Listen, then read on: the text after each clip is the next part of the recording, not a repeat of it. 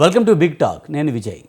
అనుకున్నంతా జరిగింది. ఎప్పుడైతే PC Ghosh commission గడువును 2 నెలలు పొడిగించిందో అప్పుడే అందరికీ అర్థమైపోయింది.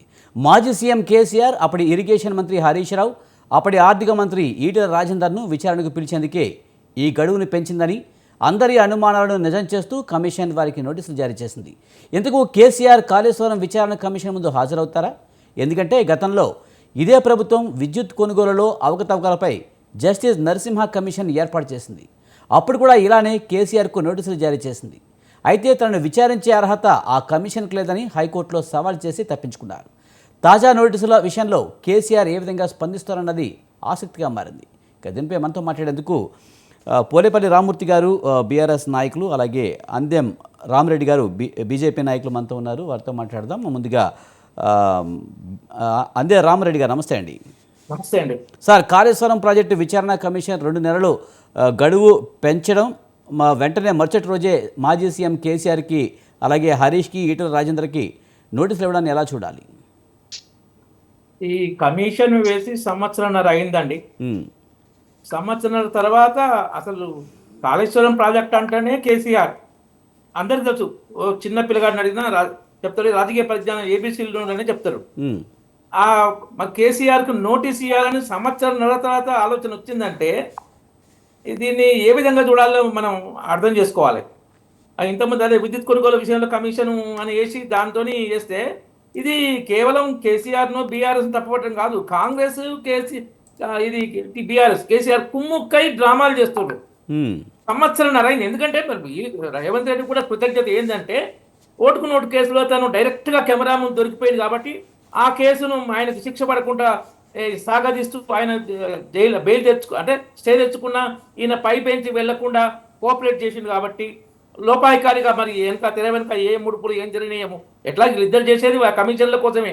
కమిషన్లు వేసినా కేసులు పెట్టినా వాళ్ళు ముడుపుల కోసమే. కానీ ఒక దోషిని శిక్షించే ఉద్దేశం కాంగ్రెస్కు ఉండదు, కేసీఆర్కు ఉండదు. కాబట్టి ఎట్లయితే ఓటుకు నోటు కేసును నిర్వీర్యం చేసిండో కేసీఆర్, ఇప్పుడు రేవంత్ రెడ్డి కూడా కమిషన్ల కోసం కమిషన్ వేసి ఇప్పుడు సంవత్సరాల తర్వాత కేసీఆర్కు రామరెడ్డి గారు మీరు అన్నట్టుగా నిజంగా దీన్ని నీరుగార్చే ఉద్దేశమే ప్రభుత్వానికి ఉంటే ఇంత చేయాల్సిన అవసరం ఏముంది? కేసీఆర్కి నోటీసులు ఇవ్వాల్సిన అవసరం ఏముంది? హరీష్కి నోటీసులు ఇవ్వాల్సిన అవసరం ఏముంది? తప్పించుకోవచ్చు కదా, వేరే అధికారులకు మాత్రమే నోటీసులు ఇచ్చి అక్కడితోనే విచారణ క్లోజ్ చేయొచ్చు కదా. కాళేశ్వరం ప్రాజెక్టు ఆఫీసర్ల పని కేసీఆర్ చేసిండు, రాజకీయ నాయకుల పని కేసీఆర్ చేసిండు, అన్ని హరీష్ రావు తన తోడు మేనల్లుడు. అప్పుడు బాగా నమ్మకం. ఇంకా 2014లో అధికారంలో వచ్చినాక అప్పుడు హరీష్ రావు కేసీఆర్ బాగా నమ్మకస్తుడు. తర్వాత నాకన్నా ఎక్కువ మా కుటుంబం కన్నా ఎక్కువ వీడి దోస్తుందని అప్పుడు ఎందుకు మైనంపల్లి హనుమంతరావు తోటి అనిపించింది కదా, కేసీఆర్ అనిపించిండు. ఏంటంటే ట్రంక్ పెట్టెతో డబ్బాతోటి రబ్బర్ చెప్పులతోటి వెల్మా ఆశలకు వచ్చిన నువ్వు ఇప్పుడు 1,00,000 కోట్లు నీకు ఎక్కడి నుంచి వచ్చినాయని Mainampalli Hanumantharao BRS sitting MLA. అప్పుడు బీఆర్ఎస్నే ఉండు సిట్టింగ్ ఎమ్మెల్యే ఆయన. అంటే కనీసం సస్పెండ్ చేయలే కేసీఆర్ పార్టీ నుంచి. తర్వాత ఆయనకు కనీసం ఎఫ్ఐఆర్ కేసు పెట్టి ఏం చేయలేదు. ఎందుకంటే మళ్ళీ దాన్ని ఎత్తితే హరీష్ రావు దోపిడీ ఏడ బయటపడుతుందో, హరీష్ రావు దోపిడీ బయటపడి మళ్ళీ ఈ కలుపుకుంట్ల కేసీఆర్ కూడా బయటపడుతుంది. అన్ని కాంప్రమైజులు. సో ఆ విధంగా దాంతో ఏంటంటే వీళ్ళ దోపిడీ ఆ విధంగా ఉంది. 2014లో హరీష్ రావు కేసీఆర్కు నమ్మకస్తుడు, ఇప్పుడు భయస్తుడు. ఏంటంటే నా కొడుకు ఏ అడ్డంకి వస్తుండో ఏం చేద్దామని చాలా చేస్తుంటారు. కాబట్టి అప్పుడు ఆయన ఇరిగేషన్ మినిస్టర్ పెట్టుకుండు. నెక్స్ట్ టైం పెట్టుకోవాలి ఇరిగేషన్ మినిస్టర్గా హరీష్ రావును. 2018లో మళ్ళా గెలిచినాక రెండోసారి వేముల ప్రశాంత్ రెడ్డిని పెట్టుకున్నాడు. హరీష్ రావును ఇరిగేషన్ నుంచి ఇక మొదలైతే ఒక 6 నెలలు మంత్రి పదవే ఇవ్వలే హరీష్ రావుకు. ఇవ్వకుండా ఆర్టీసీలో ఆయన చేతిలో ఉండే యూనియన్ ఆర్టీసీని ఈ హరీష్ రావు మీద కోపంతో దాన్ని ఆర్టీసీని దెబ్బతీసిండు. ఎందుకంటే 85 స్థానాలు వచ్చినాయి, బంపర్ మెజార్టీ వచ్చింది. ఇక నాకు ఎదురు లేదు, నా కొడుకు నా కుటుంబానికి ఎదుర్కొన్నది హరీష్ రావే, వీడిని తొక్కుదామని ప్లాన్ వేసిండు. తర్వాత మళ్ళీ రామరెడ్డి గారు ఒక విషయం చెప్పండి. ఇప్పుడు యాక్చువల్గా విచారణ కమిషన్ అయితే కేసీఆర్కి ఇచ్చింది, హరీష్ రావుకి ఇచ్చింది, ఈటెల రాజేందర్కి కూడా ఇచ్చింది. అప్పుడు ఆర్థిక శాఖ మంత్రిగా ఉన్నారు. మరి నిజంగా అవినీతి జరుగుంటే ఈటెల రాజేందర్ కూడా నిజంగా అవినీతి చేసి ఉండొచ్చా? ఇవ్వచ్చా అంటే ఇక టెక్నికాలిటీస్లో ఇవ్వచ్చేమో. ఇప్పుడు ఈటెల రాజేందర్ పాత్ర కనుక కాళేశ్వరం కుంభకోణంలో ఉంటే ఈటెల రాజేందర్ మీద కేసీఆర్ తప్పుడు కేసు పెట్టి మంత్రివర్గం నుంచి బర్తరఫ్ చేయడు. ఆయన అందులో ఉండి వీళ్ళతో భాగస్వామి అయితే ఈయన బర్తరఫ్ చేస్తే మా భాగవతం బయట పెడతాడు అని ఆ భయం ఉంటుంది.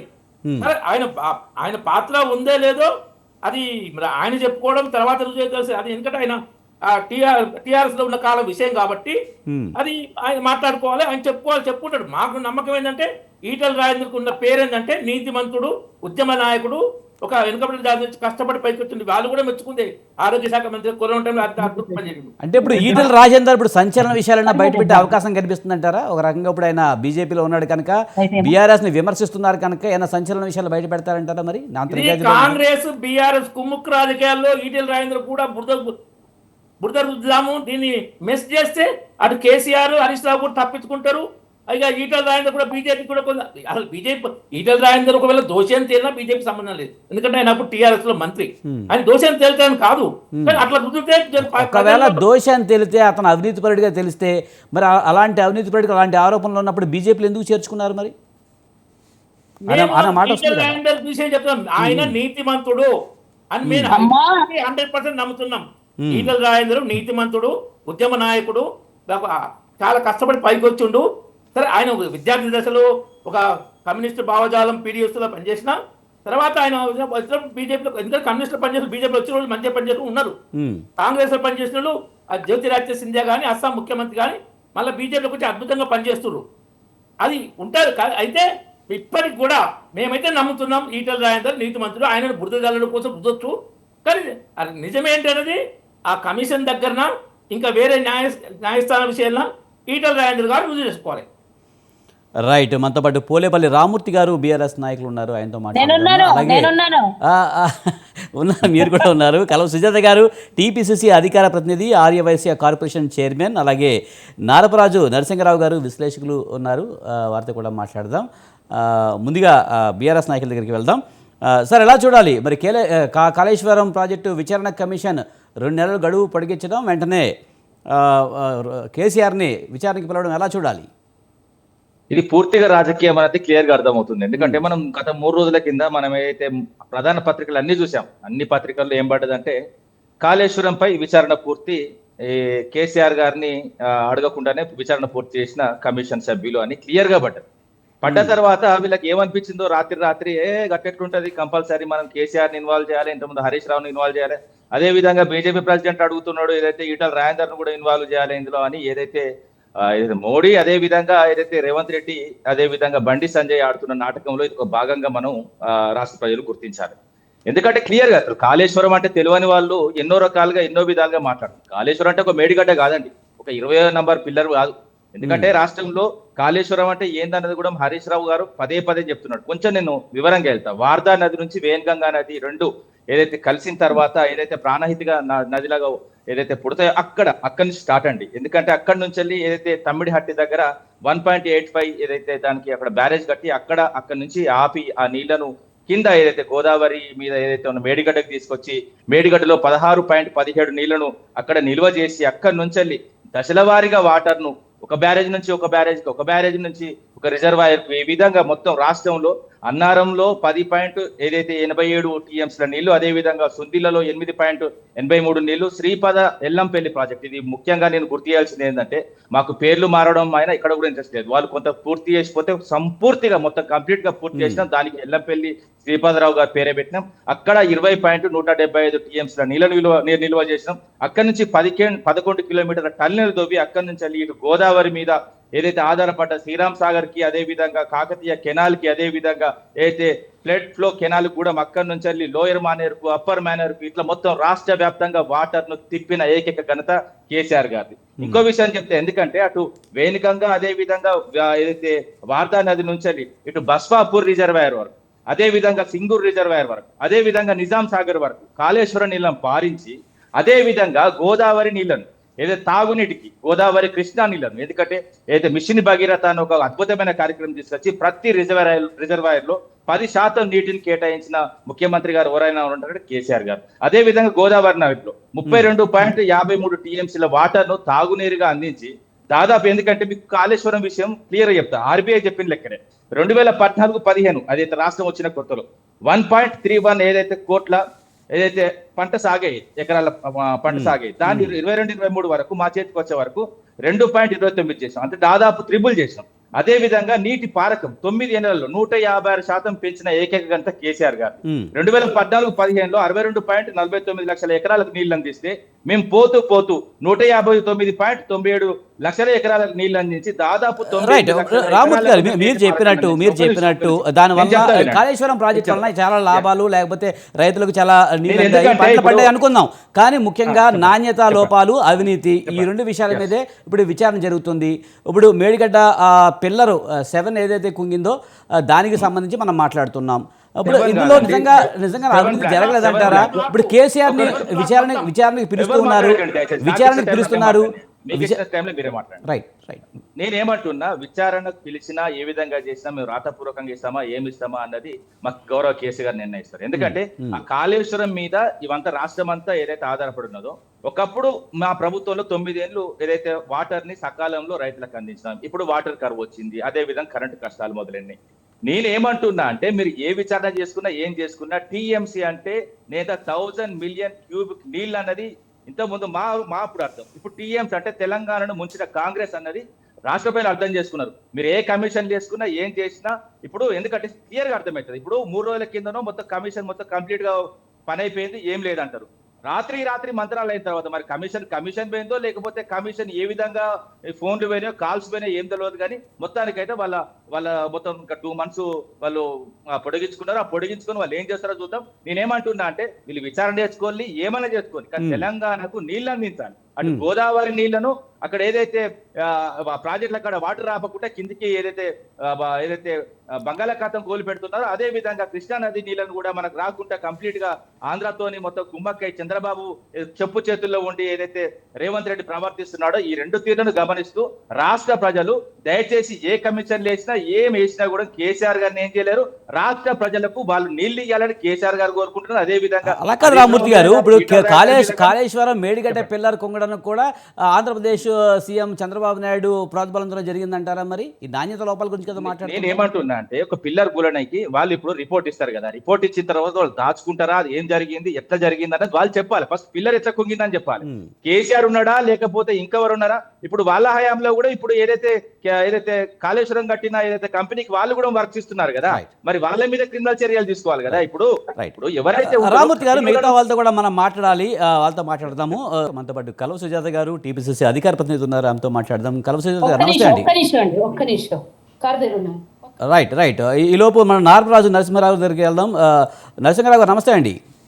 నమస్తే అండి సార్, కాళేశ్వరం ప్రాజెక్టు విచారణ కమిషన్ ఇప్పుడు కేసీఆర్ కూడా June 5న హాజరు కావాలంటూ కూడా నోటీసులు జారీ చేసింది. మరి కేసీఆర్ హాజరు కాబోతున్నారా? ఏదైనా కీలక విషయాలు బయటకు వచ్చే అవకాశం కనిపిస్తుందంటారా?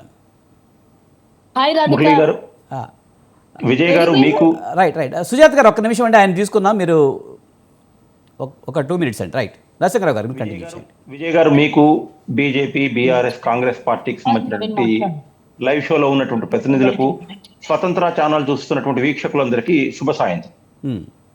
2023 నవంబర్ 30న తెలంగాణలో ఎన్నికలు జరిగాయి. ఆ ఎన్నికలు జరగడానికి సుమారుగా ఒక నెల రోజుల ముందుగా ఈ కాళేశ్వరం ప్రాజెక్ట్ అనేటువంటిది, అంటే కేసీఆర్ గత 5 సంవత్సరాలుగా కాళేశ్వరం ప్రాజెక్ట్ ఎప్పుడైతే పునాదులు వేశాడో అప్పటి నుంచి వార్తల్లో ఉండటం ఒక ఎత్తు అయితే, ఆ కాళేశ్వరం ప్రాజెక్టుకు సంబంధించినటువంటి కొన్ని పిల్లర్ల దగ్గర బీటలు వాడటం అనేటువంటిది, అది దేశవ్యాప్తంగా చర్చ జరగటం, కాంగ్రెస్ పార్టీకి సంబంధించినటువంటి అధినాయకులందరూ కూడా వచ్చి దాన్ని సందర్శించడం అనేటువంటిది ఇంకొక ఎత్తుగా మనం దీన్ని చూడాల్సినటువంటి అవసరం ఉంది. అంటే ఇది ఇప్పుడు 2023 ఎన్నికలకు ముందు ఇది దేశవ్యాప్తంగా హాట్ టాపిక్ అయింది. కేసీఆర్ ఇంత ప్రతిష్టాత్మకంగా తీసుకొని నిర్మాణం చేసినటువంటి ప్రాజెక్టుకి ఇట్లా బీటలు వాడటం అనేటువంటిది అది చాలా దురదృష్టకరమైన సంఘటనగానే మనం భావించాలి.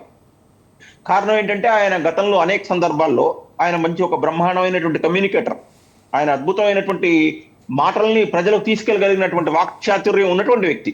ఆయన ఏమన్నాడంటే, అసలు కాళేశ్వరం ప్రాజెక్టు నేనే కడుతున్నాను, అసలు ఆ ఇంజనీర్లు అనేటువంటి వాళ్ళు డిజైన్ చేసింది నేను ఒక డిజైనర్ అనేది తనగా ప్రొజెక్ట్ చేసుకున్నటువంటి సందర్భంలో జరిగినటువంటి సంఘటనగా మనం దీన్ని చూడాలి. దీన్ని చూసిన తర్వాత ఆ సమయంలో ఎన్నికల సమయంలోనే కాంగ్రెస్ పార్టీకి సంబంధించినటువంటి వాళ్ళు దీన్ని హైలైట్ చేసి ప్రజల్లోకి తీసుకెళ్లి సక్సెస్, అంటే వాళ్ళ ఏదైతే అనుకున్నారో ఆ అనుకున్న దాన్ని సక్సెస్ఫుల్ గా ప్రజలకు చేసుకొని ఓట్లను తమ వైపు మళ్లించుకోవడంలో కాంగ్రెస్ పార్టీ నాయకత్వం సక్సెస్ అయిందని చెప్పుకోవాలి. ఎప్పుడైతే కాంగ్రెస్ పార్టీ డిసెంబర్ 7వ తారీఖు నాడు ప్రమాణ స్వీకారం చేశారో 3 అంశాలకు సంబంధించినటువంటి దాంట్లో మనం కేసీఆర్కి సంబంధించినటువంటి పరిపాలనకు సంబంధించినటువంటి వాటిలో మనం విచారణ సంఘాలను ఏర్పాటు చేస్తున్నాం, కమిషన్లు ఏర్పాటు చేస్తున్నాం, నిజాలు నిగ్గు తేల్చి ప్రజల ముందు పెడతామన్నారు. దాంట్లో మొట్టమొదటిది కాళేశ్వరం ప్రాజెక్టుకు సంబంధించినటువంటి అవినీతి, తర్వాత ఆ పిల్లర్ల కుంగుబాటుకు సంబంధించినటువంటిది, రెండవది టెలిఫోన్ ట్యాపింగ్, మూడోది ఛత్తీస్గఢ్కు సంబంధించినటువంటి విద్యుత్ ఒప్పందాలు. ఈ 3 సహజంగా తెలంగాణ ప్రజలతో పాటుగా ఆంధ్ర ప్రాంత ప్రజలు, తెలుగు ప్రజలు కూడా చాలా ఉత్కంఠగా ఈ మూడింటికి సంబంధించినటువంటి నివేదికలు ఏమొస్తాయనేటువంటిది ఉత్కంఠంగా ఎదురు చూస్తూ వస్తున్నారు గత 18 నెలల నుంచి. మొట్టమొదటిసారిగా కాంగ్రెస్ ఈ కాళేశ్వరానికి సంబంధించినటువంటిది మార్చి 24, అంటే మన జనరల్ లోక్సభ ఎన్నికలకు ముందు ఈ కమిషన్ వేశారు. ఇప్పటికి సుమారుగా 7-8 సార్లు వాయిదా పడుతూ వచ్చింది కమిషన్ యొక్క పరిధిని. కారణాలు తెలీదు. ఇప్పటిదాకా ఇంజనీర్లు, తర్వాత ఎస్సీలను, తర్వాత ఎవరైతే ఆ కంపెనీలకు సంబంధించినటువంటి పనిచేసినటువంటి కన్స్ట్రక్షన్ కంపెనీకి సంబంధించినటువంటి ప్రతినిధులని అందరిని విచారించారు. తర్వాత క్రాస్ ఎగ్జామినేషన్ చేశారు, వాళ్ళకి రకరకాలైనటువంటి తాకీదులు ఇచ్చారు, నోటీసులు ఇచ్చారు, అన్ని చేశారు. కానీ ఎప్పుడో అనుకుంటున్నటువంటి తుది నివేదిక మాత్రం ఇంతవరకు రాకపోవడం అనేటువంటిది దురదృష్టకరం. రాజకీయ కారణాలు ఏమున్నప్పటికీ కూడా అటు తెలంగాణ ప్రజలు మాత్రం వాస్తవం ఏం జరిగింది, దాంట్లో ఆయన పాత్ర ఎంత, లేదు హరీష్ రావు పాత్ర ఎంత, ఈటెల రాజేంద్ర పాత్ర ఎంత, ఈ వాళ్ళ యొక్క పాత్రల ప్రకారం అక్కడ ఒకవేళ పొరపాటు జరిగితే ఆ పొరపాటు జరిగినటువంటి వాళ్ళకు ఆ యొక్క ఎవరైతే ఉన్నారో వాళ్ళకి వేసేటువంటి శిక్షలు ఏంటనేటువంటివి ఖచ్చితంగా చెప్పాల్సినటువంటి బాధ్యత, పారదర్శకత ప్రస్తుత ప్రభుత్వం మీద ఉంది. లేదు అక్కడ అసలు వాళ్ళకు సంబంధించినటువంటి ఏ విధమైనటువంటి తప్పు లేదు, ఇది కేవలం నాణ్యతాపరమైనటువంటి వైఫల్యము, లేకపోతే అధికారులకు సంబంధించినటువంటి వైఫల్యము, లేకపోతే అసలు కాంగ్రెస్ పార్టీ అనుకున్నది జరగకపోతే కేసీఆర్ తెలంగాణ ప్రజలు కాంగ్రెస్ పార్టీని శిక్షిస్తారు. ఈ రెండు ఏది జరిగినా దీన్ని మరింత కాలం ప్రొలాంగ్ చేస్తూ కేవలం మీడియాలో చర్చలకు మాత్రమే ప్రాధాన్యత ఇస్తూ దీనికి మాత్రం ఇవ్వకుండా నిజాలు నిగ్గు తేల్చాలి, ప్రజలకు వాస్తవాలు తేల్చాలి. ఇక మరింత కనీసం ఇప్పటికైనా ఇక మరొకసారి జూలై 31 వరకు ఇప్పుడు ఇచ్చినటువంటి గడువు ఏదైతుందో దీన్ని డెడ్ లైన్ గా భావించి మరింత ముందుకు పోకుండా దీన్ని క్లోజ్ చేయాలనేటువంటిది తెలంగాణ ప్రజల యొక్క ఆకాంక్షగా మనం భావించాల్సినటువంటి అవసరం. రైట్. మనతో పాటు కలవ సుజాత గారు ఉన్నారు. సుజాత గారు నమస్తే అండి. ముఖ్యంగా కాళేశ్వరం కమిషన్ నివేదిక ఇప్పటికే రాలేదు. ఇప్పటికే కమిషన్ 7 సార్లు పొడిగించిన పరిస్థితి. ఇప్పుడు కేసీఆర్ను కూడా నోటీసులు జారీ చేశారు. జూన్ 5న అయితే ఆయన్ని విచారణకైతే హాజరు కావాలని ఆదేశాలు జారీ చేశారు. మరి ఆయన విచారణకు వస్తారా? ఇప్పటికైనా ఏమైనా కీలక విషయాలు బయటపడే అవకాశం కనిపిస్తుందంటారా? గుడ్ ఈవినింగ్ అండి. స్వతంత్ర టీవీ ఛానల్ ప్రేక్షకులకి, నా తోటి పార్టిసిపెంట్స్కి మీకు కూడా సాయంకాల శుభాభివందనాలు. గత 17 నెలల నుంచి వివిధ ప్రతిపక్ష పార్టీలన్నీ కూడా కాళేశ్వరంలో జరిగినటువంటి అవినీతి గురించి కాంగ్రెస్ పార్టీ ఏ రోజైతే ప్రమాణ స్వీకారం, ఇందాక అన్నయ్య చెప్పినట్టు ప్రమాణ స్వీకారం చేసిన రోజు క్షణము నుంచి కేసీఆర్ మీద ఉన్నటువంటి టీఆర్ఎస్ బీఆర్ఎస్ మీద ఉన్నటువంటి ఎలిగేషన్స్ ఏవైతే ప్రజల ముందు పెట్టామో దాన్ని పూర్తి స్థాయిలో విచారణ జరిపించి తప్పు ఎవరిది, దుమ్మిడి ఎవరు చేసిండ్రు, లేదా అవినీతి ఎవరు చేసిండ్రు, తప్పిదాలు ఎక్కడ జరిగినాయి అనే దాని మీద పూర్తిగా ఆరాధిస్తామన్నాము. డెఫినెట్గా చాలా మంది అడుగుతున్నారు, 15 నెలలు అయింది మీరు ప్రభుత్వంలోకి వచ్చి ఇంతవరకు కేసీఆర్ని అరెస్ట్ చేయలేదు, ఎందుకు అరెస్ట్ చేయలేదు, ఊరికే ఇవన్నీ మాటలే కానీ చేతల్లో ఎక్కడ కూడా కనబడట్లేదు అంటే మీరు కుమ్మక్క అయిపోయినరా అనే సమయం కూడా ఉంది. ఒకానొక సమయంలో వీళ్ళు ఆ మాటలు కూడా మాట్లాడారు. కానీ అలాంటివి ఏమీ ఉండదు. రేవంత్ రెడ్డి గారు పదే మా ముఖ్యమంత్రి గారు చెప్పినటువంటి మాటని మనం ఎప్పుడు కూడా మర్చిపోవద్దు. బీఆర్ఎస్ చేసినటువంటి అవినీతిని పూర్తి స్థాయిలో తొలి అసెంబ్లీ సమావేశంలోనే వాళ్ళు చేసినటువంటి అవినీతి, కాళేశ్వరంలో జరిగినటువంటి అవకతవకలు, అలాగే నాణ్యత లేనటువంటి కట్టడము, కాగ్ రిపోర్ట్ కూడా మనం చూసినాము. అవినీతితో కూడుకున్నటువంటి బీఆర్ఎస్ ప్రభుత్వాన్ని పూర్తి స్థాయిలో రిపోర్ట్లన్నీ వచ్చిన తర్వాత కూడా మనం చూసినాం. నాణ్యమైనటువంటి కట్టడం జరగలేదు. ఇసుక ఉన్న కాడ ఫౌండేషన్ వేసి కట్టిండ్రు, మేము అసలు యాక్సెప్ట్ చేయకున్నా కూడా మా చేత కట్టించిండ్రు అని కొంతమంది ఇంజనీర్లు మాట్లాడినటువంటి విషయం కూడా మనం చూసినాం. ఇవన్నీ అందరికి తెలిసిన విషయాలే. నేను పాత స్థాయిలోకి పాత మాటల్లోకి నేను వెళ్ళదలుచుకోలేదు. ఎందుకంటే అందరికీ కాళేశ్వరంలో జరిగినటువంటి 1,00,000 కోట్ల అవినీతి గురించి మనం పదే పదే మాట్లాడుకున్నాం, అది అందరికీ తెలిసినటువంటి విషయమే, మరోసారి నేను రిపీట్ చేయదలుచుకోలేదు. బట్ ఇప్పుడు జరుగుతున్నటువంటి పరిణామము 2 నెలలు సమయం ఇచ్చి మళ్ళీ ఎంబడే నోటీసులు జారీ చేసిండ్రంటే, నోటీసులు కాంగ్రెసో లేకపోతే ప్రభుత్వమో ఇవ్వదండి. నోటీసులు కోర్టు ద్వారా వస్తాయి. కోర్టు పరిధిలో ఉన్నటువంటి విషయాన్ని మనం మాట్లాడి దాన్ని మనల్ని మనం తక్కువ చేసుకోవాలని మీకు ఏమైనా ఆలోచనలు ఉంటే నేనేం చేయలేను. ఒకటవ మాట ఇదైతే, రెండవ మాట ఇందాక రామరెడ్డి అన్న బీజేపీ నాయకుడు పాపం మాట్లాడుతున్నారు. వారికి ఇప్పటివరకు కూడా బీజేపీ గుర్తించలేదు. పదే పదే బీజేపీని భుజాన మీద మోసుకొని కండువా వేసుకొని చాలా కష్టపడుతున్న రామరెడ్డి అన్న గారికి నిజంగానే బాధాకరం. ఆ బీజేపీ కేంద్రంలో ఉన్నా కూడా ఆయనకి ఎలాంటి అవకాశం కల్పించలేదు. పార్టీని నమ్ముకొని కష్టపడ్డటువంటి వ్యక్తి ఆయన. వారి మీద నాకు చాలా గౌరవం ఉంది. కానీ వారు మాట్లాడినటువంటి మాటల్లో సత్య హరిశ్చంద్రుల మాటలు మాట్లాడింది. ఇందాక బీజేపీలో ఉన్న ప్రతి ఒక్కరు శంకర్లో పోసిన తీర్థం అయ్యేటట్టు, ఈటెల రాజేందర్ వీళ్ళ పార్టీలోకి రాగానే శంకర్లో పోసినటువంటి తీర్థం అంటే, ఆయన లెఫ్ట్ జాలాలు ఉన్నా కూడా వీళ్ళ పార్టీలోకి వచ్చిన తర్వాత అస్సాం ముఖ్యమంత్రి అయినా సరే, లేకపోతే ఆయన ఇంకొకైనా కాంగ్రెస్ పార్టీ నుంచి వస్తే ఇప్పుడు కేంద్ర మంత్రిగా ఇచ్చిన ఆయన అయినా సరే, ఈటెల రాజేందర్ అయినా సరే, వీళ్ళ పార్టీలోకి పోయిన తర్వాత అవినీతి పరులందరూ వీళ్ళ పార్టీలోకి పోగానే శంకర్లో పోసిన తీర్థం అయిపోతారు. ఏ భావజాలాలు ఉన్నాయనేది కాదు, ప్రజలకు చేసినటువంటి మోసం, ప్రజా ధనాన్ని దోచుకున్నటువంటి విషయాన్ని బీజేపీ కేంద్రంలో ఉండంగా ఇప్పటి వరకు 4,000-5,000 పైగా ఈడీ నోటీసులు, సిబిఐ దాడులు జరిగితే కూడా ఒక్కళ్ళని కూడా ఇంతవరకు విచారణ పూర్తి చేసి ఏ ఒక్కరిని కూడా అరెస్ట్ చేసి జైల్లో పెట్టినటువంటి దాఖలాలు లేవు. కేవలం వీళ్ళు బెదిరించుడు తప్పించి, బెదిరిస్తే వీళ్ళ పార్టీలోకి వస్తారు. పార్టీలోకి వస్తే పూజకు పనికొచ్చేటటువంటి పువ్వులు అయిపోతారు వాళ్ళు. కాబట్టి ఎన్నో మందిని పక్క రాష్ట్రాల్లో ఉన్నటువంటి ఎంపీలు, కేంద్రంలో అంతెందుకండి సుప్రీంకోర్టు జడ్జిని కూడా వీళ్ళు పదవి ఇచ్చి ఆయనకి సంతోషపరిచినటువంటి విషయం మనం గుర్తు చేసుకోవాలి. ఇలా ఒకటి కాదు, రెండు కాదండి. ఈ రోజు బీజేపీలో ఉన్నటువంటి ఒక మహిళ మన దేశ రహస్యాన్ని తీసుకొని పోయి పాకిస్తాన్కి అమ్మేసుకున్నా కూడా బీజేపీలో ఉన్న వాళ్ళందరూ పునీతులు, పతితులు అయిపోతారనే మాట నేను అన్ని చెప్తాను. అందరికి తెలిసినటువంటి విషయం కాదని మీరు ఎంత అర్జీ గీపెట్టుకున్నా అందరికి తెలిసినటువంటి విషయమే. మీరు మాట్లాడేటప్పుడు నేను మొత్తం విన్నా, నేను మాట్లాడేటప్పుడు మీరు వినాలి. ఇంకో విషయం మాట్లాడితే, ఈటెల రాజేందర్ మీద బీఆర్ఎస్ ఎందుకు పంపించింది, బీఆర్ఎస్ లో నుంచి బయటికి రావడానికి కొన్ని కారణాలు, ఆయన యజమాని నేను కూడా అన్నందుకు ఒక కారణం అయితే, రెండవ కారణం దేవాదాయ భూముల్ని అన్నిటినీ ఈరోజు బీజేపీ ధర్మకర్తలుగా మాట్లాడతారు, దైవ భక్తి ఉన్నట్టుగా మాట్లాడతారు. వీళ్ళకే హిందుత్వ భావాలు ఉన్నాయి. ప్రపంచంలో ఉన్న ఎవరికి కూడా, దేశంలో ఉన్న ఎవరికి కూడా పూజలు, భక్తి, దైవము, ధర్మము ఎవరికి తెలియదు. హిందూ భావజాలాలు ఎవరికి లేవు. బీజేపీలు ఉన్నోళ్ళు మాత్రమే ఉంటారు. కాబట్టి ఆయన దేవుని భూముల్ని మొత్తం కథం పట్టించేసి, సుజాత్ గారు ఇంకొక విషయం ఏంటంటే, ఈ కేసులో మీతోనే మాట్లాడుతున్నాను. లక్ష కోట్ల అవినీతి అన్నారు, కమిషన్లు తీసుకున్నారన్నారు. ఇప్పటి వరకు కూడా ఎలాంటి పురోగతి అయితే కనిపించిన పరిస్థితి. ముఖ్యంగా ఇంతకుముందు రామరెడ్డి గారు మీతోనే మాట్లాడుతున్నా. రామరెడ్డి గారు ఏం చెప్తున్నారంటే, గతంలో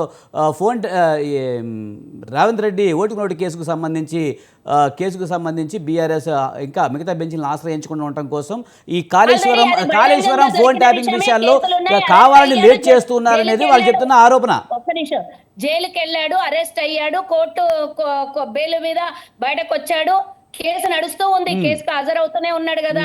మేమేమన్నా దాన్ని ఏమన్నా దాచిపెట్టి వీళ్ళలాగా అబద్ధాలు మా ముఖ్యమంత్రి స్టే ఇచ్చింది, పై బెంచ్ కు వెళ్ళలేదు. ఇదే విషయంలో కాంగ్రెస్ కి బీఆర్ఎస్ కి లోపాయికార ఒప్పందం ఉందనేది బీజేపీ నాయకులు చెప్తున్న మాట. నా పార్టీ గురించి, నా ప్రభుత్వం గురించి నాకు ఇచ్చిన సమయంలో నేను మాట్లాడతా. మీరు మధ్యలో డిస్టర్బ్ చేస్తే నేను కూడా మీరు మాట్లాడేటప్పుడు నేను డిస్టర్బ్ చేస్తా. ఒక్క విషయం గుర్తుంచుకోండి, మా పార్టీ అనే కాదు, మా ప్రభుత్వం ఈరోజు ప్రజాపాలన నడుస్తుంది. ప్రజాపాలనలో ఎవరు అవినీతి చేసినా, ఎవరేం చేసినా వాళ్ళకి శిక్ష అర్హులే. ఈరోజు ఒక్కొక్కరు దొరుకుతున్నారు, ఇంజనీర్లు దొరుకుతున్నారు, ఫోన్ ట్యాపింగ్ చేసిన వాళ్ళు దొరుకుతున్నారు, విదేశాలలో దాచిపెట్టినటువంటి వ్యవస్థ కూడా కనబడుతుంది. ఇక మీరే బీజేపీలో చెప్పాలి, దేశాల్లో ఎవరు అవినీతి పరులను మీరు ప్రోత్సహిస్తలేరు, పెంచి పోషిస్తలేరు. 16 లక్షల కోట్లు మాఫీ చేయలేదు, బ్యాంకు రుణాలను మాఫీ చేసి విదేశాలకు వాళ్ళను పంపించేసి హాయిగా హిందువుల పైసలన్నీ దోపిడీ చేసి తింటోళ్ళని ఎవరిని ఏమంటలేరు మీరు. ఇంకో విషయం, ఈరోజు కాంగ్రెస్ కాదు ఇచ్చింది నోటీసులు, కోర్టు ఇచ్చింది. ఆ కోర్టుకి కేసీఆర్ అయినా హాజరు కావాలి, మోదీ అయినా, ఎవరిస్తే నోటీసులు వాళ్ళైనా హాజరు కావాలి ఆ స్థాయిలో ఉన్నప్పుడు. మీరు అడిగినటువంటి ప్రశ్నకి సమాధానం అన్నది ఒక్కటొక్కటి అన్ని చేసుకుంటూ పోతుంది. కేసీఆర్ ఇప్పుడు ఎంబడే అరెస్ట్ చేసి జైల్లో పెడితే తెల్లారే బెయిల్ తెచ్చుకొని ఇగో ఉన్నారు కదా వాళ్ళ దోస్తులు ఢిల్లీకి పోయి అన్ని రకాలుగా బెయిల్ తెచ్చుకొని బయట కూర్చుంటారు. ఇప్పుడు కవిత కూర్చోలేదా బయట? అట్లనే కూర్చుంటారు. కాబట్టి పగడ్బందీగా పూర్తి స్థాయిలో విచారణలు జరిగి అన్ని ఆధారాలు సేకరించిన తర్వాత వీళ్ళని కోర్టుకు హాజరుపరిచిన తర్వాత మొత్తం ఎవిడెన్స్లు ప్రొడ్యూస్ చేసిన తర్వాత వాళ్ళు జైల్లో నుంచి బయటికి వెళ్లకుండా ఏ బెయిల్ దొరకకుండా నాన్ బెయిలబుల్ కండిషన్ లో వాళ్ళు ఉండాలి అనే ఉద్దేశంతోనే మా ప్రభుత్వం పూర్తి స్థాయిలో చాకచక్యంగా అన్ని కేసుల్ని పర్యవేక్షిస్తోంది. ఇందులో ఎవరు ఏమనుకున్నా కూడా end of the day KCR కుటుంబం జైలుకి వెళ్ళడం ఖాయం. కానీ కళ సుజాత గారు, ముఖ్యంగా నాణ్యత లేకే కుంగిపోయిందనేది అయితే వాస్తవం. సరే, మరి కాంట్రాక్టులపై ఎటువంటి చర్యలు ఎందుకు తీసుకోలేదనేది ఒకటైతే, ఎందుకు తిరిగి నిర్మించట్లేదు, దాన్ని ఎందుకు పనులు చేయట్లేదు అక్కడ? దాన్ని నిర్మించాలని అంటే మీకు తెలుసు కదండి 8,000 కోట్లు కావాలన్నా. ఇప్పుడు వాళ్ళే ఆ దరిద్రాన్ని దోపిడీ చేయడానికి చెవేళ్ల ప్రాణహిత చెవేళ్లను తీసుకొని పోయి రీడిజైన్ పేరు మీద 38,000 కోట్ల రూపాయలకు పూర్తయ్యేటటువంటి ఈ ప్రాజెక్ట్ ని తీసుకొని వచ్చి ఈ రోజు 1,20,000 కోట్లకి ఈ రోజు మళ్ళీ దాన్ని రీడిజైన్ పేరుతోని తెలంగాణ ప్రజల సొమ్మును కథం పట్టించారు. సోదరుడు ఇందాక బీఆర్ఎస్ సోదరుడు అంటుండు 120,000 హెక్టార్లకు నీరు బారిందంట. నాకు చూపి, నేను ఎక్కడంటే అక్కడికి వస్తా, రుజువు చేయాలి. కాళేశ్వరం సుజాత గారు, మేమేమి ఇయ్యలేదు ఎక్కడ కూడా. 1,00,000 కోటి ఎకరాలనే చెప్పారు. భూమి ఉన్నది ఎంత, మీరు అందించే నీళ్ళు ఎంత?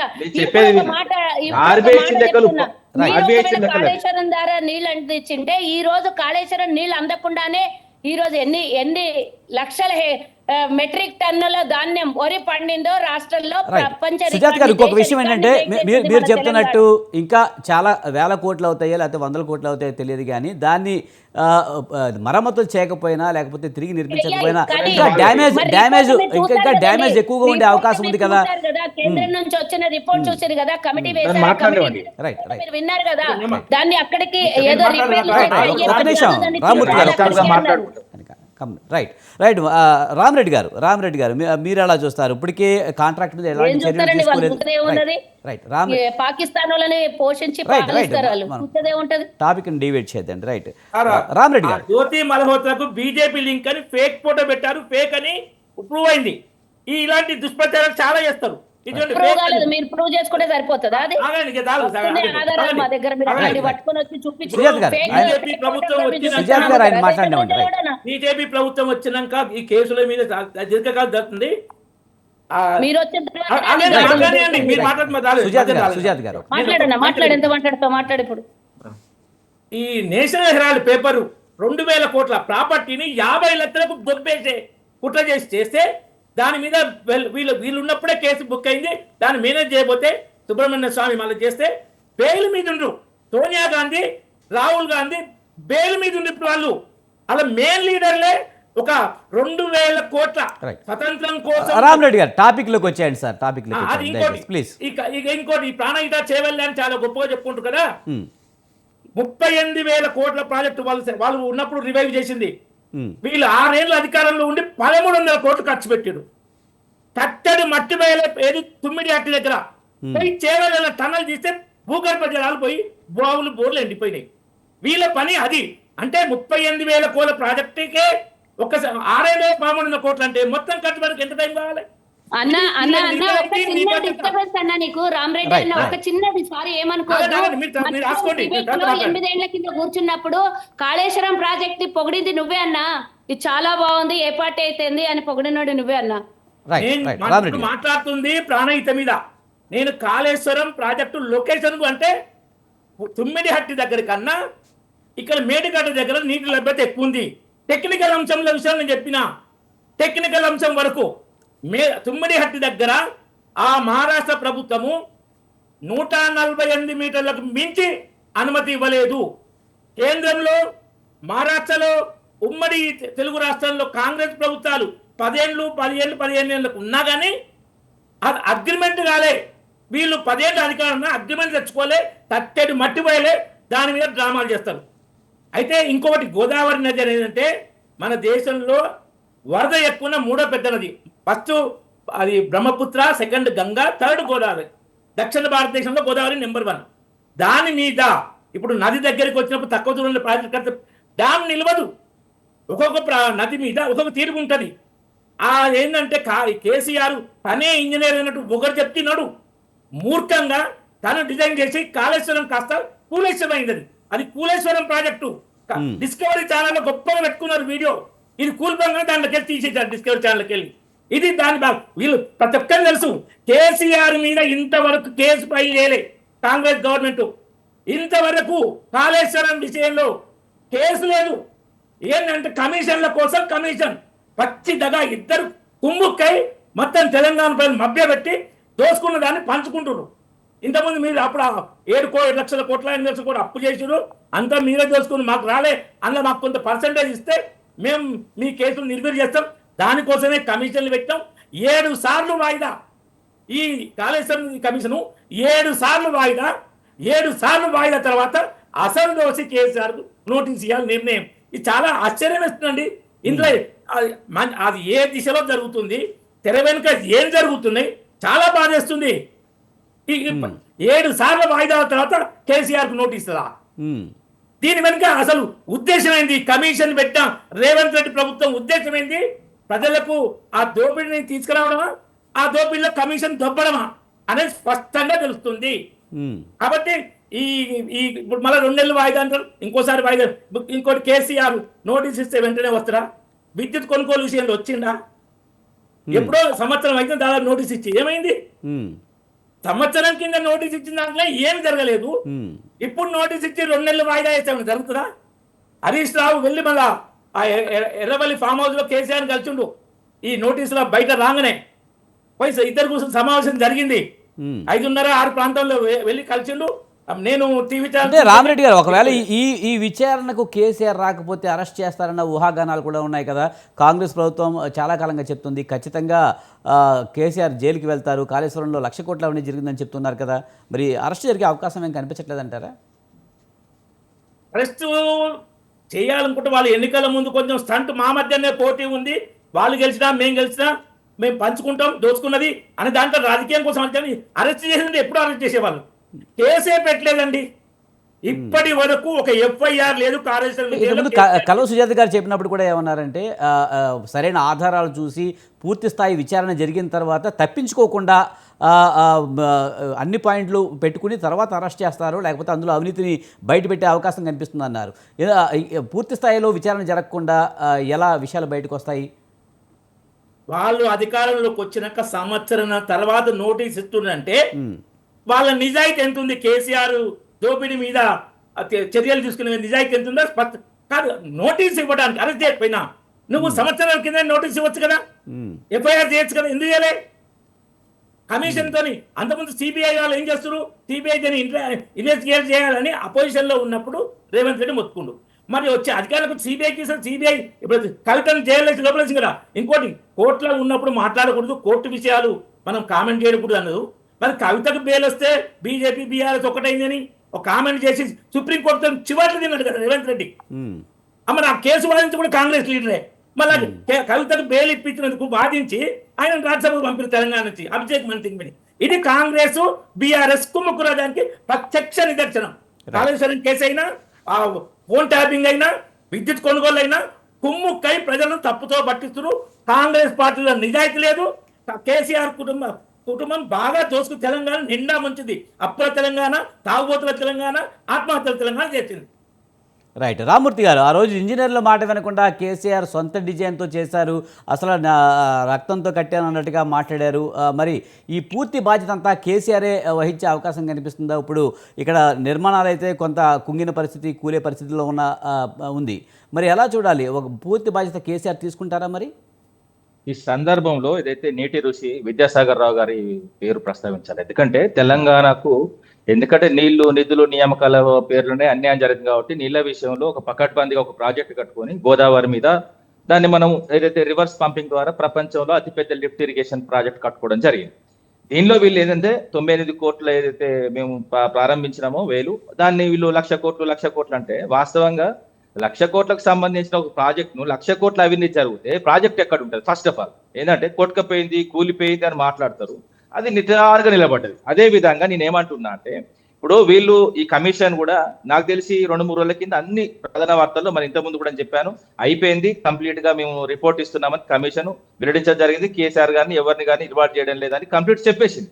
దాని తర్వాత ఏంటంటే ఈ పీసీ ఘోష్ కమిషన్ కాస్త పొలిటికల్ కమిషన్ ఘోష్ కమిటీగా ఏదైతే ప్రజల ముందుకు వచ్చింది ఇప్పుడు. ఎందుకంటే పేర్లు లేని వాళ్ళను ఇన్వాల్వ్ చేసుకుంటూ, ఎందుకంటే తెలంగాణకు మంచి చేయాలని చూసిన ఆరోపణలు మా మీద కూడా ఎప్పుడైనా కూడా చూడండి, మా మీద ఆరోపణలు, అభివృద్ధి చేసిన ఆరోపణలు, అదే విధంగా మంచి చేసిన ఆరోపణలు. దాదాపు వీళ్ళు వచ్చిన తర్వాత ఏదైతే 18,500 కోట్ల వీళ్ళకి రాష్ట్ర ఆదాయం కల్పించడం పదే ముఖ్యమంత్రి గారు కూడా చెప్తున్నారు. ఈ 18,500 కోట్లు ఏదైతే ప్రతి నెలకు వస్తే అవి మొత్తం సంవత్సరానికి దాదాపు 2,22,000 కోట్లు అవుతుందండి. ఈ 2,22,000 కోట్లతోని దాదాపు 2 కాళేశ్వరం ప్రాజెక్టులు కట్టొచ్చు. మరి ఇవి ఎక్కడ పోయినాయి పైసలు? 2,22,000 కోట్లు సంవత్సర ఆదాయం అంటే ఒక 18 నెలలు అవుతుంది. 18 నెలలు ఎంత ఆదాయం వచ్చినట్టు? దాదాపు 3 లక్షల నుంచి 4 లక్షల కోట్ల దాకా ఆదాయం వచ్చింది. ఈ ఆదాయం ఎక్కడ పెట్టుండి ఎడిపోతున్నాయి పైసలు? ఎవరికి కప్పం కడుతున్నాడు?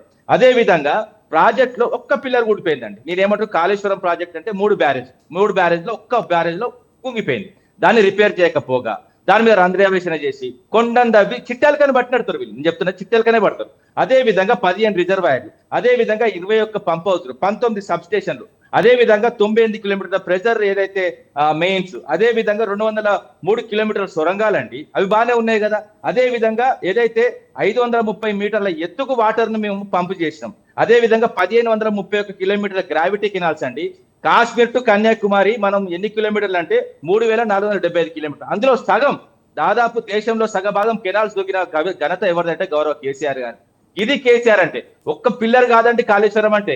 రాష్ట్ర వ్యాప్తంగా ఉన్న రిజర్వాయర్లు, రాష్ట్ర వ్యాప్తంగా ఉన్న కెనాల్స్, అదే విధంగా రాష్ట్ర వ్యాప్తంగా ఉన్న గ్రావిటీ కెనాల్స్, అదే విధంగా సొరంగాలు.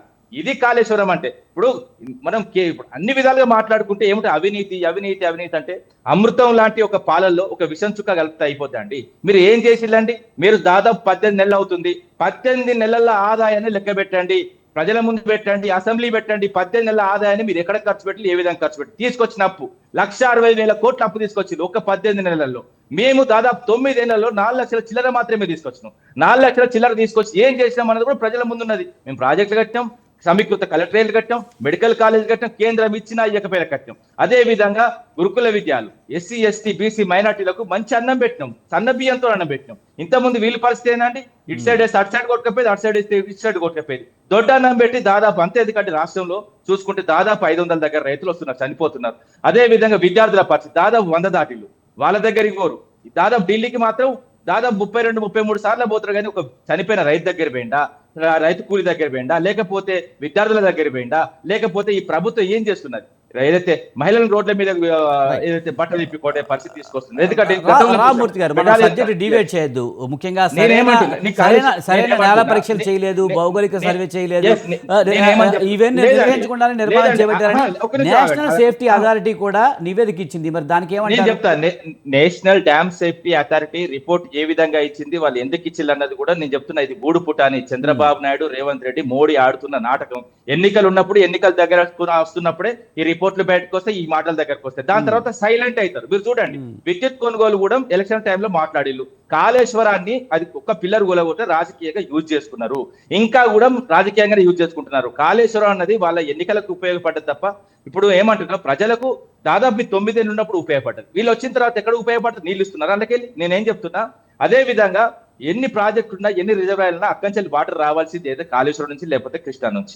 ఈ రెండు వరద వచ్చినప్పుడు నీళ్లను ఏదో కిందికి వదిలిపెట్టిన వాస్తవం వీళ్ళ ప్రభుత్వం వస్తుంది. కానీ మేము వరద నీళ్ళు ఎప్పుడు వస్తే కేసీఆర్ గారు ఆ నీటిని ఎత్తిపోసినాం.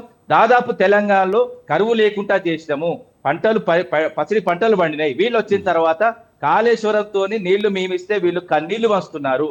వీళ్ళు ఒకప్పుడు ఆకాశంలో ఏదైతే వర్షాలు ఎప్పుడు పడతాయి, ఏ విధంగా వస్తాయని ఎప్పుడు కాళేశ్వరం కట్టక ముందు ఎదురు చూసేది, ఎందుకంటే కాంగ్రెస్ పాలన. ఇప్పుడు ఈ రేవంత్ రెడ్డి ఎప్పుడు పోతాడు, మా కష్టాలు ఎప్పుడు తీరుతాయి, మా రైతుల కష్టాలు ఎప్పుడు, రైతు బంధు మోసం, అదే విధంగా రైతు రుణమాఫీ మోసం, అదే విధంగా ఇచ్చిన హామీల మోసం, మొత్తం మోసపూరితమైన ప్రభుత్వం నడుస్తుంది తప్ప వీళ్ళు కాళేశ్వరంతోనే నీళ్ళు ఇవ్వలేరు. అదే విధంగా నేను చెప్తున్నా కానీ వీళ్ళు ప్రజలకు ఎటువంటి సుఖాలు కూడా ఇవ్వలేరు. మొత్తం కన్నీళ్లు పంచడమే కమిషన్ల కాంగ్రెస్, అదే విధంగా కష్టాలు ఇబ్బంది పెట్టే కాంగ్రెస్ తప్ప ఈ కాంగ్రెస్ తోని రాష్ట్ర ప్రజలకు ఒరిగిందేం లేదు.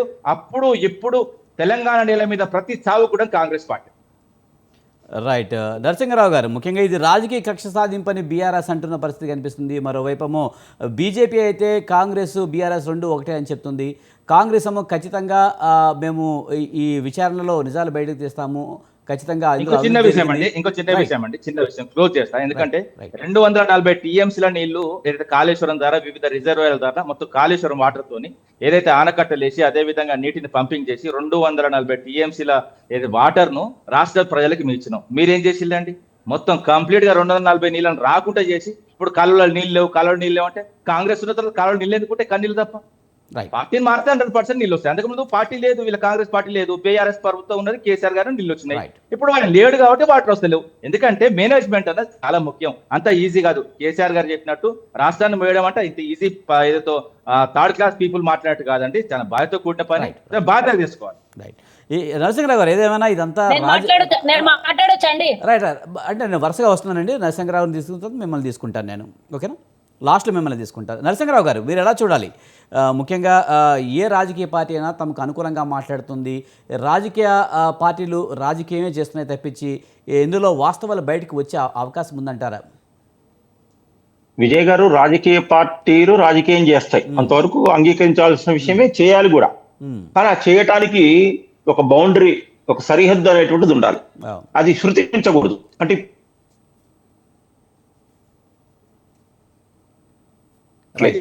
ముఖ్యంగా అధికారంలో ఉన్నటువంటి కాంగ్రెస్, ప్రతిపక్షంలో ఉన్నటువంటి బీఆర్ఎస్ వాళ్ళు. ఇందాక నుంచి మన బీఆర్ఎస్ సంబంధించినటువంటి పాపారావు గారు అనుకుంటా, పాపారావు గారు, రామూర్తి గారు ఏమంటున్నారంటే ఒక పిల్లరే కూలింది, ఒక పిల్లరే కూలింది, ఒక పిల్లరే కూలింది అంటున్నారు. అసలు మనం ఏమనుకుంటున్నాం? ఒక స్టాండర్డైజేషన్ సంబంధించినటువంటి ప్రాజెక్టు, ముఖ్యమంత్రి పర్యవేక్షణలో జరిగినటువంటి ప్రాజెక్టు, అది 1,00,000 కోట్లు కాదు, 98,000 కోట్లు అన్నారు. సరే, ఎంతైనా కోట్ల. ప్రభుత్వానికి ముఖ్యమంత్రి అంటే కస్టోడియన్.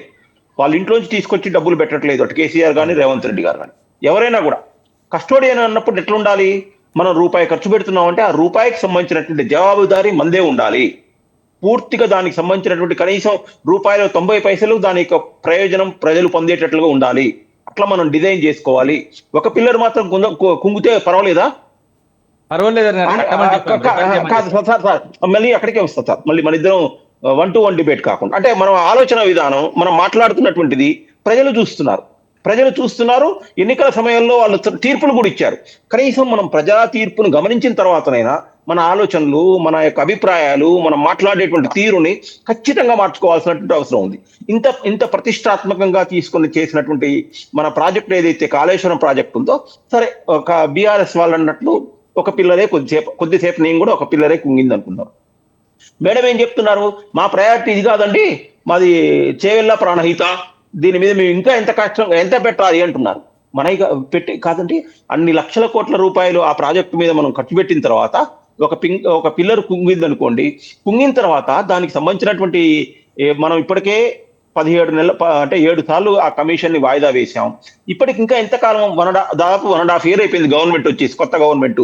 ఇంకొక 6 నెలల పాటు, లాస్ట్ లో వచ్చేటువంటి 6 నెలల్లో ఎన్నికలకు సంబంధించినటువంటి ప్రకటన, తర్వాత ఎన్నికల హడావిడిలో ఉంటుంది. అంటే ఇంకొక 2 సంవత్సరాల్లో దాన్ని మీరు మరమ్మతు ఎప్పుడు చేస్తారు? ప్రజలకు నీళ్లు ఎప్పుడు ఇస్తారు? దాని ద్వారా పంటలు ఎప్పుడు పొందాలి? ప్రయోజనం ఎప్పుడు పొందాలి? వాళ్ళకి రిటర్న్ ఎప్పుడు రావాలి ప్రజలకు? దీనికి సంబంధించినటువంటి బాధ్యత ఎవరిది? అంటే మేమెందుకు ఖర్చు పెట్టాలి? అది కేసీఆర్ ఇమేజ్ కి తీసుకుంటున్నారు అంటున్నారు. అంటే ఇక్కడ 2 పార్టీలకు సంబంధించినటువంటి ప్రతినిధులు పూర్తిగా రాజకీయ మాయలోబడి మాట్లాడుతున్నారు తప్ప ప్రజా సమస్యలు, ప్రజలకు సంబంధించినటువంటి ప్రయోజనాలను మాత్రం గాలికి వదిలేసినట్టుగానే కనపడుతుంది 2 పార్టీలకు సంబంధించినటువంటి వాళ్ళు. నిజంగా బాధ్యతగా ప్రభుత్వానికి సంబంధించినటువంటి బాధ్యత ఉన్నట్లయితే ఏం చేయాలి? సరే, అయింది ఏదో అయింది, తప్పు జరిగినప్పుడు ఏం చేయాలి?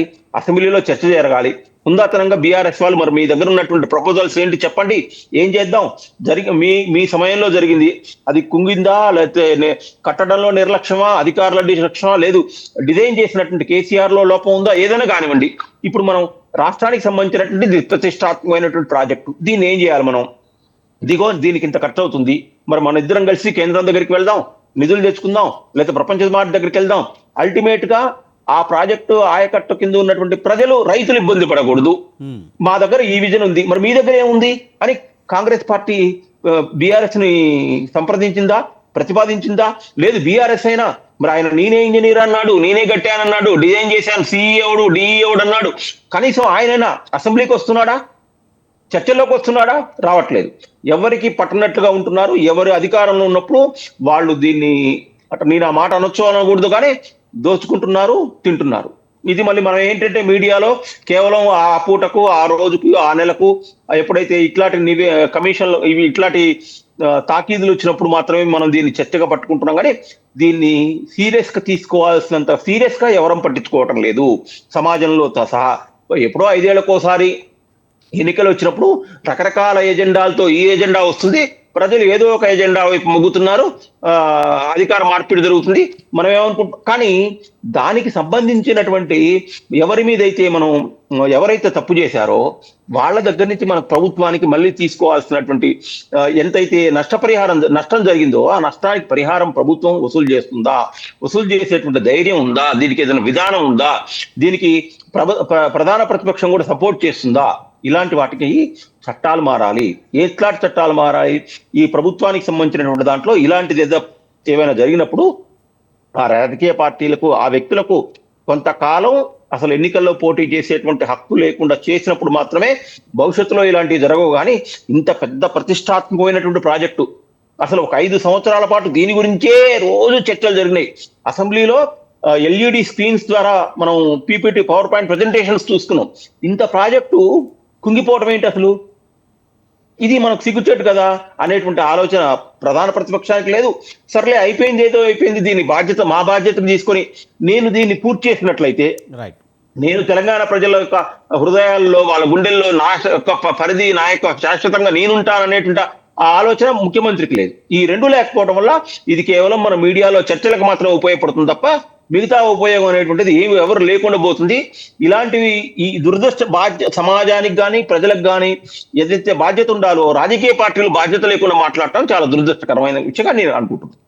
రైట్. సుజాత గారు, ముఖ్యంగా ఇంత ప్రతిష్టాత్మకమైన ప్రాజెక్టులో కాళేశ్వరం ప్రాజెక్టుకు సంబంధించి మరమ్మతులు ఖచ్చితంగా చేయాలి, రైతులకు నీళ్ళు ఇవ్వాలి. ఇప్పటికే రైతులు కూడా ఆందోళనలో ఉన్నారు. గత 2 సీజన్లు కూడా నష్టపోయిన పరిస్థితి ఉందనేది రైతుల నుంచి వస్తున్న వాదన కూడా కనిపిస్తుంది. మీరు డబ్బులు లేవనే ఉద్దేశంతో దీనికి ఎటువంటి నిధులు కేటాయించడం, మరమ్మతులు చేయకపోవడంతో రైతులు తీవ్రంగా నష్టపోయే అవకాశం ఉంది కదా? అసలు ఎటు చెట్టుపోతున్నారో నాకేం అర్థం కావట్లేదు. కాళేశ్వరం ద్వారా ఎన్ని లక్షల మంది రైతులకు, ఎన్ని లక్షల హెక్టార్లకు నీరు అందినో నాకైతే తెలియదు. కానీ దాన్ని నష్టపోతున్నారు. ఆ కాళేశ్వరం కింద నీళ్ళు వచ్చి లక్షల ఎకరాలకు నీళ్ళు అందుతుండే అన్నట్టుగా మాట్లాడుతున్నటువంటి పెద్దలకి నేనేం ఆన్సర్ చెప్పలేను. దాని చరిత్ర తీసి చదువుకుంటే వారికే తెలుస్తుంది. రెండవ విషయానికి వస్తే వీళ్ళు మరమ్మతు చేయాలి, కట్టాలి అంటున్నారు. మరమ్మతు ఎప్పుడు జరగాలండి? కోర్టు డిసిషన్ వచ్చినాక చేస్తామా? ఇప్పుడు మేము కూల్చేసి ఎక్కడికక్కడ ఇరగొట్టేసి దాన్ని బ్రేక్ చేసి మేము కట్టినాం అనుకోండి, రేపటి రోజుకి వీళ్ళ మీద వచ్చినటువంటి నిందలు, అపనిందలు, వీళ్ళు చేసినటువంటి అవినీతి తుడుచుకొని పోతుంది కదా. ఇప్పుడు మేము కన్స్ట్రక్షన్ మొదలు పెడితే ఇప్పుడు ఉన్న నష్టాన్నే భరించలేనటువంటి పరిస్థితిలో ఉన్నాము. మళ్ళీ ఒకవేళ ఇప్పుడు దాన్ని మొదలు పెట్టి ఎక్కడ కూడా అది అసలు నాణ్యమైనటువంటి కట్టడం కాదని పదే నిపుణులు చెప్తున్నా కూడా అది ఇక్కడ కాదు మొదలుపెట్టి, ఇప్పుడు దాన్ని మొదలు పెడితే ఎక్కడికి అంచెల తీరానికి పోతుందో, అన్నారం ప్రాజెక్టే కానీ, సుందిల్ల కానీ, అన్నీ కానీ వీళ్ళు చెప్తున్నటువంటిది ఎక్కడెక్కడ దాకా మేము కట్టినామో అని గొప్పలు చెప్పుకుంటున్న వాళ్ళు ఎక్కడ కూడా నాణ్యత కట్టడం లేదు. 3 ఏళ్ళు కట్టడానికి పడితే 3 ఏళ్లలో కూలిపోవడానికి టైం పట్టలేదు అన్నట్టుగా కూలిపోయినటువంటి ప్రాజెక్ట్ ని మళ్ళీ మేము దాన్ని పునర్నిర్మాణం చేస్తే డబ్బులు వృధా అయితే తెలియదేమో సెకండరీ. కానీ ఫస్ట్ ఆఫ్ ఆల్ ఈ కేసు నడుస్తున్న సమయంలో, విచారణ జరుగుతున్నటువంటి సమయంలో పూర్తి స్థాయిలో దాని మీద నివేదిక రాకముందు మేము కట్టాలి, దాన్ని రిపేర్లు చేయాలని మాట్లాడుతుంటే దీనికి నా దగ్గర సమాధానం లేదు. ఇక మరి ఏదైనా డిసిషన్ ఎవరైతే కమిటీ వేసిండ్రో వాళ్ళకు ఒకసారి అందరు కలిసి నివేదిక పెట్టండి. వీళ్ళు ఫస్ట్ ఈ ప్రభుత్వం దీన్ని ఇంకొక 1,00,000 కోట్లు ఎక్కడి నుంచి అయినా అప్పులు తీసుకొని వచ్చి మళ్ళీ మొదల నుంచి కట్టమని చెప్పమని మళ్ళీ అందరు పెద్ద నిపుణులందరూ మళ్ళీ ఒక లేఖ రాసి ఇయ్యమని చెప్పండి. మేము కట్టడానికి మరి పోతే పోనీ మన తెలంగాణ సొమ్మే కదా, ఇంకో 1,00,000 కోట్ల రూపాయలని మళ్ళీ వెచ్చించి దాని మీద మళ్ళీ కట్టడం మొదలు పెడతాము అని మరి నష్టపోయిన వాళ్ళం మళ్ళీ ఇంకోసారి నష్టపోదాం. మరి ఎట్లా అయితే అట్లా అవుతుంది. కానీ చర్యలు తీసుకోవడం అపవాదం అయితే మీకు వస్తుంది కదా, చర్యలు తీసుకోవడం అపవాదం అయితే మీకు వస్తుంది కదా. ఎవరు చర్యలు తీసుకోవట్లేదు, ఎలా అనుకుంటారు మీరు తీసుకోవట్లేదు అనేది? 2 సంవత్సరాలు కూడా ప్రభుత్వం వచ్చి ఇందాక నేను చెప్పిన మళ్ళీ అదే రిపీట్ చేసి నేను చెప్పదలుచుకోలేదు. అది పూర్తి స్థాయిలో మేము ఎంక్వైరీ చెయ్యకపోతే రేపటి నాటికి వాళ్ళు బెయిల్ తీసుకొని బయటికి వస్తే వచ్చే నష్టం, జరిగే నష్టం ఎవరికి జరుగుతుందండి? ఇప్పుడు కవిత బెయిల్ తీసుకొని బయట ఉంది, ఆమె మీద కేవలం కోర్టుకు అటెండెన్స్ ఇచ్చి పొయ్యేసి వస్తున్నది, కానీ మళ్ళీ ఒకసారి జైలు పోతుందా, లేకపోతే అవినీతి పూర్తి స్థాయిలో విచారణ జరుగుతుందా అంటే మన దగ్గర ఎవరిదైనా ఆధారాలు ఉన్నాయా? ఎవరైనా గట్టిగా ఖచ్చితంగా చెప్పగలుగుతామా? మళ్ళీ అదే కేసీఆర్, కేటీఆర్, హరీష్ రావు మీద సేమ్ యాక్షన్ తీసుకుంటే ఇమీడియట్ గా జరగబోయేది పరిణామం ఏంది? మనం అది కావాలని కోరుకుంటే ఇమీడియట్ గా అరెస్ట్ చేద్దాం, లోపల పడేద్దాం, వాళ్ళు తెల్లారి బెయిల్ తెచ్చుకుంటారు, 3వ రోజు మళ్ళీ యథావిధిగా ప్రజల మధ్యలో తిరుగుతారు.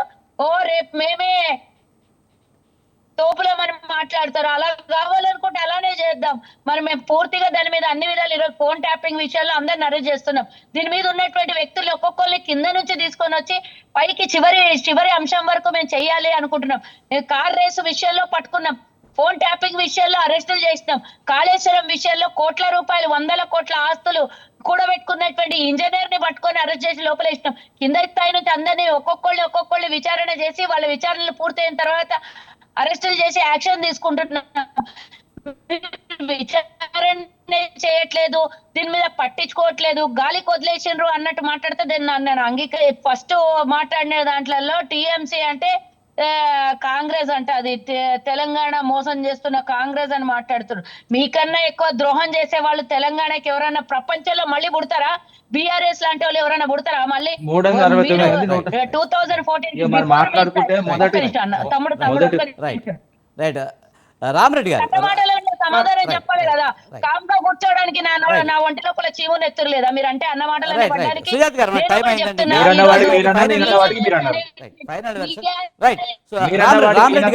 రామరెడ్డి గారు ఏమైనా సరే నివేదిక వచ్చిన తర్వాత ప్రాజెక్టు సాధ్యాసాధ్యాలు చూసి దానికి సంబంధించి టైం అవుతుందండి. లాస్ట్ ఒక 1 మినిట్ ఉంది. 1 మినిట్. ఒక్క నిమిషం నన్ను మాట్లాడమనండి.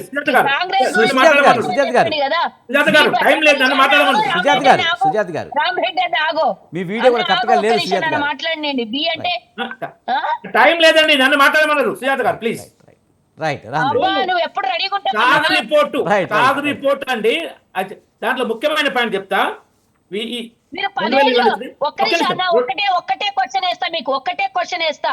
కేంద్రం పరిధిలో అన్ని సిబిఐలు అన్ని ఉంటాయి కదా, కాళేశ్వరం అవినీతి అని 100 సార్లు వచ్చినప్పుడు ఏటీఎం కార్డ్ అయిందని మీ నాయకులందరూ వేదికల మీద చెప్పినప్పుడు ఒక్క నోటీస్ అన్న పంపించిందా? ఈ రోజు మేము విచారణకు పూర్తి స్థాయిలో మీరు ఏం చేశారు? 11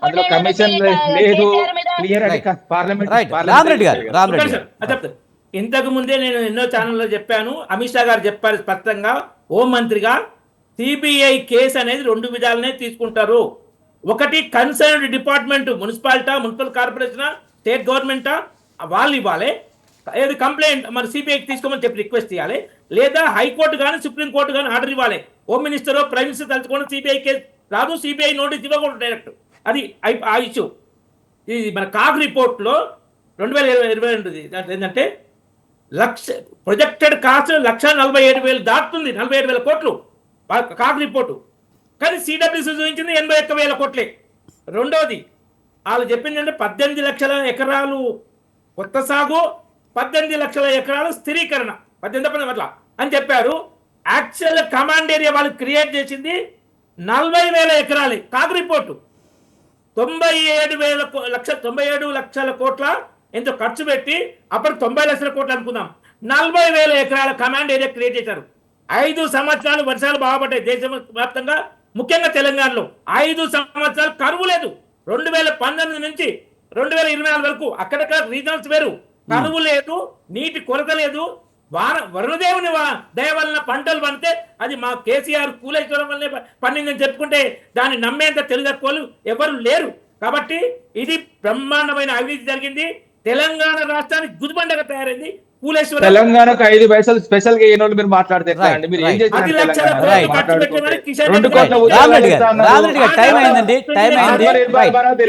కోట్ల మెంగేళ్ళు, 700 మంది ప్రధాని అదే విధంగా అంబానీ అయిపోయిండు. అప్పుల దేశంగా థ్యాంక్ యూ రామరెడ్డి గారు, అలాగే రామ్మూర్తి గారు, థ్యాంక్ యూ వెరీ మచ్ అండి. అలాగే డిబేట్ పాల్గొన్న కాలువ సుజాత గారు, అలాగే నార్పల్లి నరసింహరావు గారు, థ్యాంక్ యూ వెరీ మచ్ అండి డిబేట్లో పాల్గొన్నందుకు. ఇది ఇవాల్టి బిగ్ టాక్. చూస్తూనే ఉండండి స్వతంత్ర.